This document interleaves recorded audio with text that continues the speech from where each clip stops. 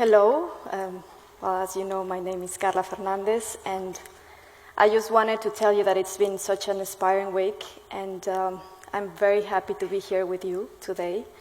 And I love South Africa. It's my first time in Africa, and thank you very much for having me here. So let me tell you my story. I have a strange Mexican background because my father was director of the archaeological sites in Mexico. So I used to travel with him visiting indigenous communities because they still being located as the ruins are.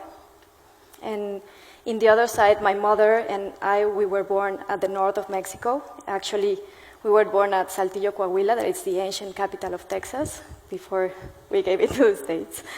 And I used to go and visit my grandma every summer and every Christmas. We used to cross the border and go and shop over there. So I was pretty aware of both fashions, the indigenous and the American fashion.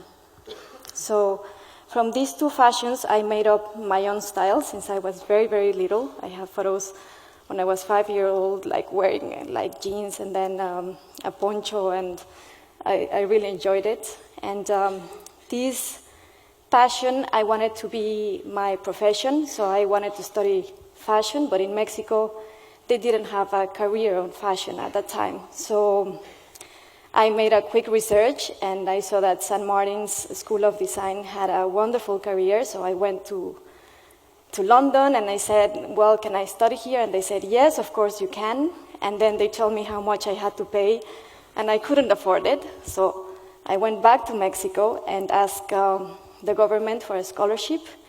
And for my surprise, they told me that they wouldn't give scholarships for fashion because it was an industry, luxury industry. And I couldn't believe it because the poorest people in my country were doing textiles.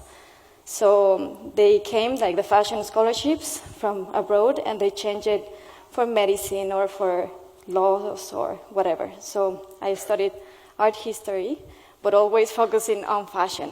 And I made my way, and we had a museum with an amazing collection of traditional patterns. So I asked them if I could study them, and they said yes. So I used to go to the basement, and for my amazement, every single garment that I studied, it was made out of squares.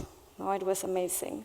We have 52 ethnic groups in Mexico, around 6 million indigenous people that keep their language, and their traditional clothing still is being made by squares and rectangles. These, for example, are the enredos, that are the wrap-around skirts. This is only a few examples of how, of different enredos or skirts, and you wrap them around and then you pleat them. And then you can see if they're married or not married and from which community they are. This is what we call the poncho, that for sure you know that it's also made by two rectangles. And Eureka! We had a special way of making clothing in Mexico. For me, it was very important because the designers in Mexico, they always do like American fashion or Italian fashion, and we always say that in Mexico there's no fashion at all, and it's only because we don't have the eyes to see what is outside and to see what we have to give to the world. So squares, and this is the traditional blouse, that it can also be a dress that is called huipil, that is being in use since 3,000 years ago, and here you see the place of the squares, hundreds of squares. And it is very, very interesting because you can see that you can even make pants, blouses, you can have pleats, and it's not rigid at all. Even they still have like these geometrical, like it's very geometrical. You can also play, and it gives like very different shapes.